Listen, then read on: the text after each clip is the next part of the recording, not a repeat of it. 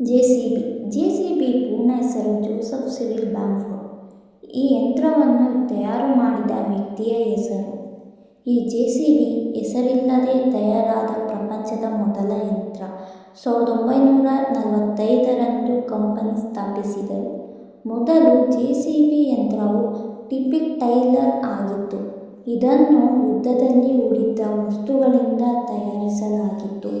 JCB ಒಂದು British ಬಹುರಾಷ್ಟ್ರೀಯ ಕಂಪನಿಯಾಗಿತ್ತು. October 23, 1945ರಂದು ಸ್ಥಾಪಿಸಲಾಯಿತು.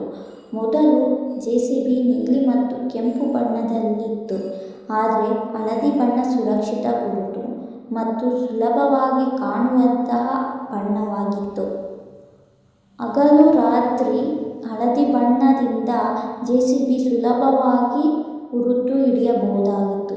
ಜೆಸಿಬಿ ಭಾರತದಲ್ಲಿ 1979ರಲ್ಲಿ ಜಂಟಿ ಉದ್ಯಮವಾಗಿ ಪ್ರಾರಂಭವಾಯಿತು.